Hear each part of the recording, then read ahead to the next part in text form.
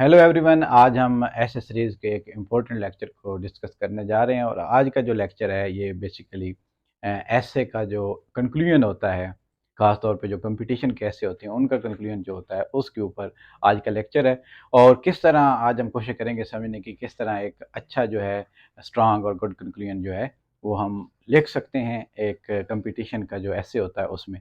तो आइए हम देखते हैं उसके लिए क्या क्या चीज़ ज़रूरी हैं और क्या क्या उसकी रिक्वायरमेंट्स हैं, क्या क्या उसके एसेंशियल्स हैं, एलिमेंट्स हैं, सब चीज़ें वो देख लेते हैं अभी। सबसे पहले देखें कि कंक्लूजन होता क्या है। Simply it is the end of the text. किसी भी टेक्स्ट को जब आप एंड कर रहे होते हैं तो उसको क्या हम कहते हैं, कंक्लूजन कहते हैं। उसके बाद अगर हम देखें तो इन ऐसे it is the last section. ये एक लास्ट सेक्शन होता है ऐसे का। अब देखा जाए कि इसका पर्पज़ क्या है, कंक्लूजन लिखने का पर्पज़ क्या होता है, ये भी ज़रूरी है, क्यों लिखा जाता है। तो इसके पर्पज़ ये है कि to push your reader to think about the consequences of your topic for the wider world और for the readers own life. अब आप कंक्लूजन इसलिए लिख रहे होते हैं कि जो आपने टॉपिक लिखा है उसके कंसिक्वेंसेज क्या हैं, ये जो आपने चीज़ें यहाँ पे डिलीवर की हैं उनका कंसिक्वेंसेस क्या है, अगर उनको अप्लाई किया जाए इन practical life in real life तो उनके कंसिक्वेंसेस क्या है। क्या किसी मसले को हल रिकमेंडेशंस के तौर पे आ सकती हैं, हल पेश कर सकती हैं, क्या किसी मसले को उसकी स्वेरिटी को जो है वो हाईलाइट कर सकती हैं ताकि जो पॉलिसी मेकर्स हैं उनको पता चले कि ये वाकई एक बहुत बड़ा सीरियस इश्यूज़ है। मोस्टली जो कंपटीशन के ऐसे होते हैं उनमें से वही टॉपिक्स जो हैं वो लिए जाते हैं जो कि एक रोज़मर्रा की ज़िंदगी में कुछ इश्यूज़ चल रहे होते हैं, सोशल इश्यूज़ होते हैं, इकोनॉमिक इश्यूज़ होते हैं, पॉलिटिकल इश्यूज़ होते हैं, इसके अलावा जो है प्रोवर्बियल एसेज होते हैं, इस तरह की टाइप्स होती हैं इनकी। लेकिन मोस्टली जो इन इश्यूज़ को लाज़मी शामिल किया जाता है जैसा कि क्लाइमेट चेंज है, क्लाइमेट जस्टिस है, ग्रीन इकॉनमी है, एनवायरमेंटल पॉल्यूशन, इस तरह के टॉपिक्स जो हैं वो मेनली जो हैं हिस्सा बनते हैं ऐसे के जो एग्ज़ाम्स होते हैं वहाँ पे।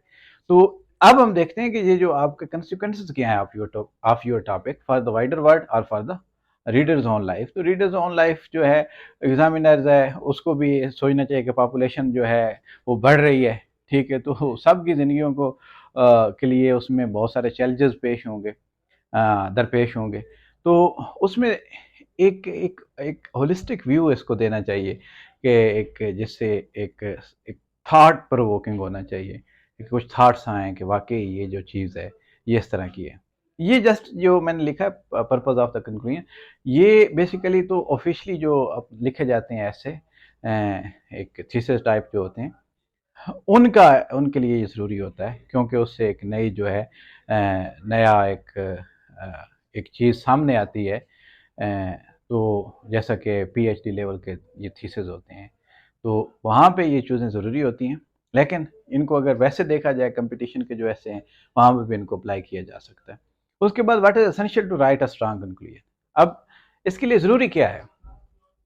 चंद एक चीज़ें आपको ज़हन-नशीन कर लेनी चाहिए। It should tie together your main points. ये जो आपका कंक्लूजन है, जो आपके ऐसे के मेन पॉइंट्स हैं, उनको कम से कम इनको इसको लिंक कर देना चाहिए। It should show why your arguments matter. आपने जो आर्गुमेंट्स ऐसे में पुट फॉरवर्ड किए हैं, दिए हैं, बयान किए हैं, तो उनको इसको बताना चाहिए कि ये क्यों मैटर करते हैं। It should open broader questions. कुछ क्वेश्चंस इसको रेज करने चाहिए, अगर ये हुआ तो इसके क्या फ़ायदे होंगे, अगर ये ना हुआ तो उस वजह से क्या क्या मसाइल जन्म लेंगे। It should reaffirm your answer to the question. जो आपकी थीसिस स्टेटमेंट थी, जो आपका स्टांस था, उसको रीअफर्म करना चाहिए। इट शुड ब्रीफली समराइज की आर्गूमेंट्स, जो कि की आर्गूमेंट्स आपने डिस्कस किए हैं उनको एक समराइज कर देना चाहिए। उसके अलावा अगर आगे आप देखें what should not be done in conclusion, conclusion में कौन सी चीज़ जो है आपने नहीं देनी वो देखें। It should not include new points और डिस्कशन। इसमें कोई कंक्लूजन में आपने ना तो कोई नया पॉइंट रेज करना है, ना कोई नई डिस्कशन जो है जो कि आपने ऑलरेडी ऐसे में डिस्कस नहीं की उसको यहाँ पे स्टार्ट नहीं करना है। ये बहुत ज़रूरी है, इस चीज़ का आपने ख्याल रखना है, ठीक है। What should be the structure of conclusion, conclusion का स्ट्रक्चर क्या होना चाहिए।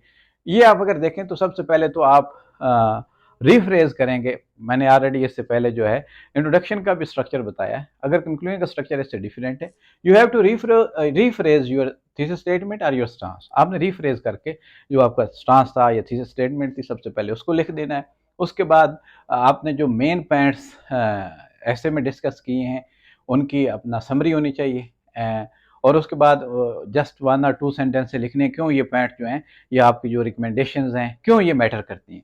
Draw together the question and evidences in conclusion that have already been discussed precise in precise way, जो कि चंद एक चीज़ें आपने क्वेश्चंस रेज किए हैं उनको भी आपने यहाँ पे ड्रा कर देना है एक परिसाइज तरीके से 1 और 2 सेंटेंसेस कि क्यों ये भी एक ज़रूरी है, यहाँ पे क्यों ये चीज़ें मैटर करती हैं। जस्ट उसकी एक समरी बन जाएगी ना, जो आपने बॉडी पैराग्राफ लिखी है उनकी एक समरी बन जाएगी।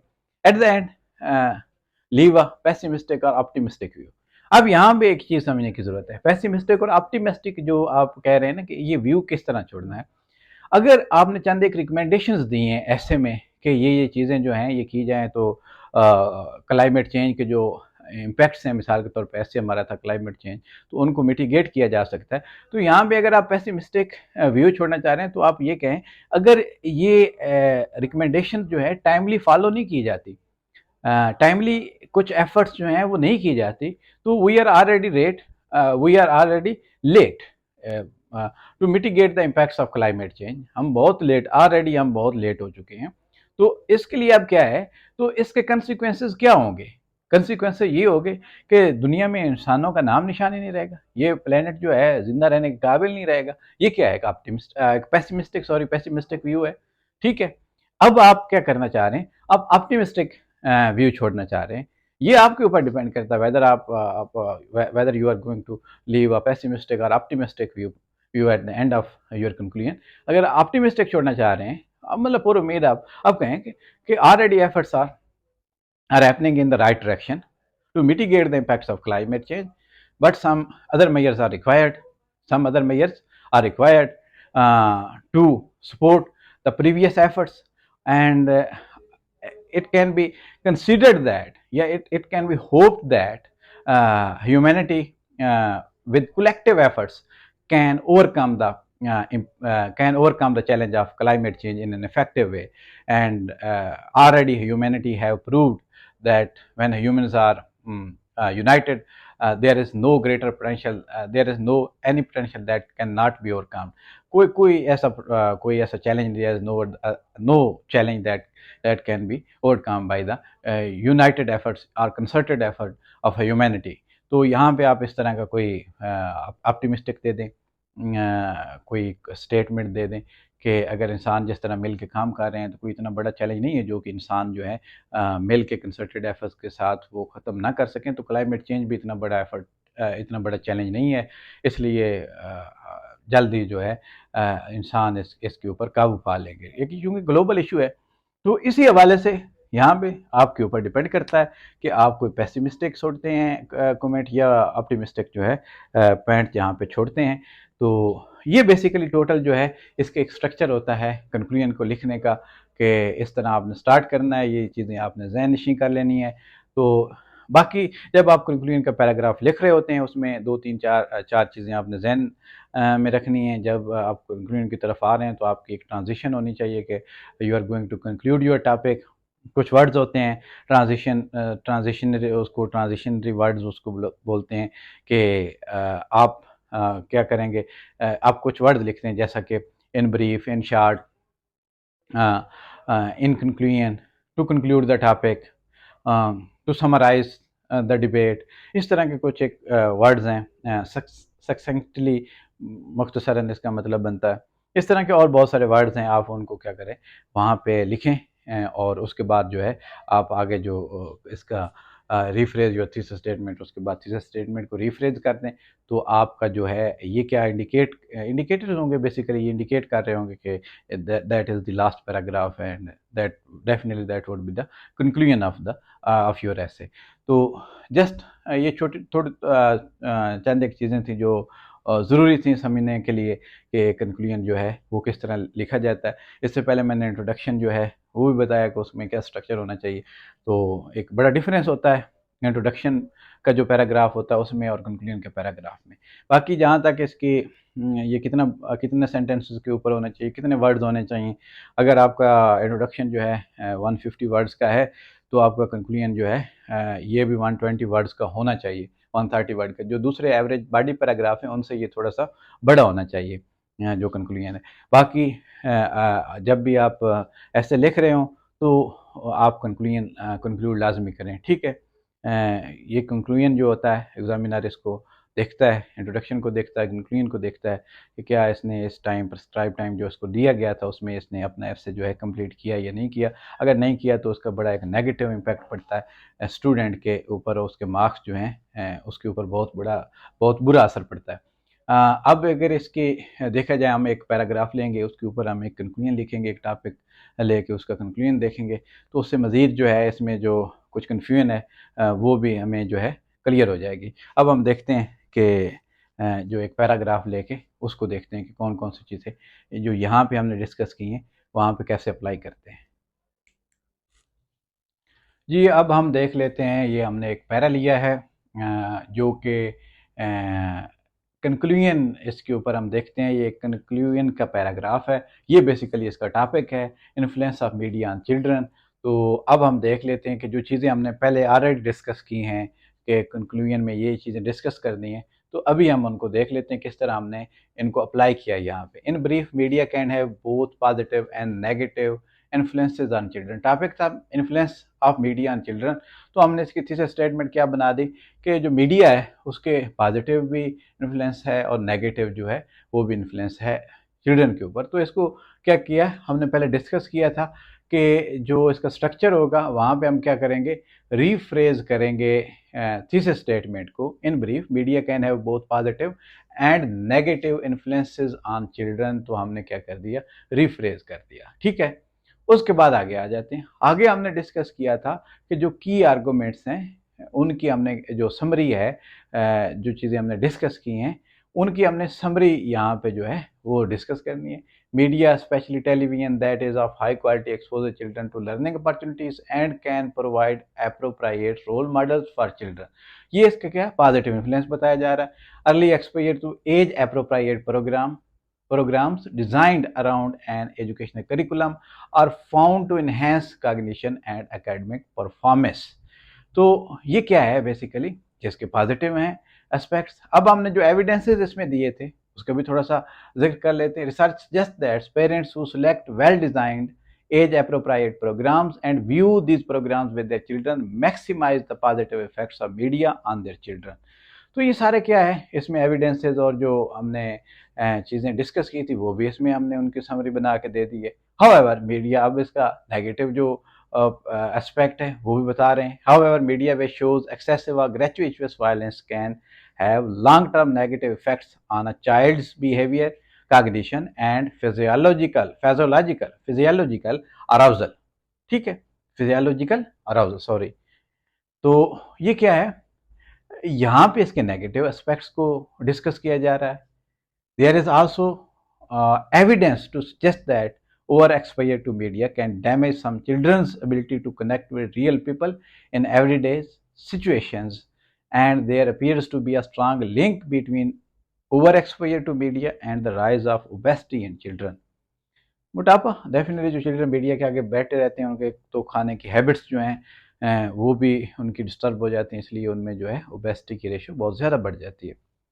अब क्या है, importantly it appears that the risk of harmful effects of media are significantly reduced. अब ये रिकमेंडेशंस जो वहाँ पे हमने डिस्कस की हैं, जो कि मैंने बताया था कि हम पेसिमिस्टिक और ऑप्टिमिस्टिक की तरफ जो है हम उसकी तरफ जाएंगे। Importantly, it appears that the risk of harmful effects of media are significantly reduced when parents monitor both the amount of time children spend in front of the television or computer screen as well as the content and suitability of programs। तो ये सारी चीज़ें क्या थी, हमने एक जो recommendations थी उनको भी हमने जस्ट वन सेंटेंस में उसको कंप्लीट कर दिया है। जो की आर्गूमेंट्स की समरी थी वो भी दे दी है। अब हम इसको दे रहे हैं कि ये जो चीज़ें अगर की जाएं तो इससे क्या है, एक बेहतरीन सेफ गार्ड है बच्चों को बचाने के लिए हार्मफुल इफेक्ट्स जो मीडिया के हैं। तो अभी इसका ये पहलू हम बताने लगे हैं। Therefore, children can be both positively and negatively influenced by media, and the best safeguard against exposing children to harmful effects of media is by careful monitoring of the quantity and quality of media by parents। ये एक किस्म की दोबारा जो है thesis statement को rephrase भी कर दिया, और इसमें क्या है हमने उस रिकमेंडेशन का जो है ऑप्टिमिस्टिक व्यू भी दे दिया है कि अगर इस तरह किया जाए तो इससे जो ये एक सेफ गार्ड होगा against harmful effects of media, ये अगर स्ट्रेटजी जो है फॉलो की जाए। और वो स्ट्रेटजी क्या है, मॉनिटरिंग जो है, अगर पेरेंट्स उसकी केयरफुल मॉनिटरिंग करते हैं, क्वांटिटी की भी और क्वालिटी जो है मीडिया की उसकी। तो अब आई थिंक आपको क्लियर हो गया होगा कि कंक्लूजन में जो चीज़ें हमने ऑलरेडी डिस्कस की हैं उनको हमने एक पैराग्राफ में जो है कोशिश की है कि उनको अप्लाई करें और फिर उससे हमें समझ आ सके कि कंक्लूजन किस तरह लिखा जाता है। तो इससे पहले हमने ऐसे सीरीज़ में डिस्कस किया है कि ऐसे होता क्या है, उसकी टाइप्स कौन-कौन सी हैं, आउटलाइन कैसे बनाई जाती हैं। उसमें हमने एक टॉपिक लिया, उसके ऊपर आउटलाइन बनाई है। उसके बाद हमने उसी टॉपिक के ऊपर इंट्रोडक्शन का पैराग्राफ बनाया, जो कि इंट्रोडक्शन का बहुत ज़्यादा स्टूडेंट्स के अंदर कन्फ्यूजन होती है। उसके बाद हमने बॉडी पैराग्राफ जो है वो उसके ऊपर एक लेक्चर दिया है कि ताकि स्टूडेंट्स को पता चले कि बॉडी पैराग्राफ का स्ट्रक्चर कैसे होता है। काउंटर स्टांस का जो है पैराग्राफ है, उसके ऊपर भी एक लेक्चर आपको मिल जाएगा, डिस्क्रिप्शन में उसका लिंक अवेलेबल है। इसके अलावा हमने ट्राई की है कि आपको कम से कम ये सीख सकें कि कंक्लूजन को किस तरह लिखा जाता है। और मैंने ये भी कोशिश की है कि जो बेसिकली थीसिस स्टेटमेंट है, जो स्टूडेंट के लिए बहुत एक चैलेंजिंग चीज़ होती है, उसके ऊपर भी एक लेक्चर आपको मिल जाएगा। मज़ीद इसके की आइडियाज़ हैं मुख्तलिफ़ एसेज़ के, उसके भी लेक्चर्स आपको मिलते रहेंगे साथ-साथ। लेकिन इन ये जो ये तमाम चीज़ें डिस्कस की गई हैं, इनमें आप देखें, समझें, इसमें कोई भी क्वेश्चन हो, कोई इवन मिस्टेक हुई हो, वो भी आप वहाँ से हमें इन्फॉर्म कर दें। तो हम आपको वो भी हम इधर इधर से भी क्लियर कर लेंगे। और आपको कोई क्वेश्चन हो, क्वेरी हो, वो भी आप अगर कमेंट्स में पूछना चाहें पूछें, कॉन्टैक्ट करना चाहें तो कॉन्टैक्ट कर सकते हैं, तो हम आपके लिए अवेलेबल होंगे और हम जहाँ तक मुमकिन हो सका आपकी सपोर्ट करेंगे। मज़ीद जो है की आइडियाज़ की वीडियो जो हैं वो आगे लेके हम चल रहे हैं, तो उनके ऊपर आप देखें, मुख्तलिफ़ ऐसे के टॉपिक्स हैं उनको हम डिस्कस करेंगे। तो ये बेसिकली कुछ चंद एक लेक्चर्स हैं ऐसे के रिलेटेड, जो कि एक स्ट्रक्चर जो ऐसे का है वो किस तरह होता है, ये कम से कम उन चीज़ों के लिए आप इनको देखेंगे तो आपके बहुत सारे क्वेश्चन जो आपके माइंड में होते हैं ऐसे के हवाले से वो आपके क्लियर हो जाएंगे। तो मिलते हैं अब नेक्स्ट जो है लेक्चर्स, उनमें मुख्तलिफ़ टॉपिक्स के ऊपर जो है डिस्कस करते हैं। तो थैंक यू सो मच। बाकी जो आप इसको पिक्चर वगैरह लेना चाह रहे हैं तो ज़ूम करके आप इसकी पिक्चर ले सकते हैं। मैं साइड पे हो जाता हूँ।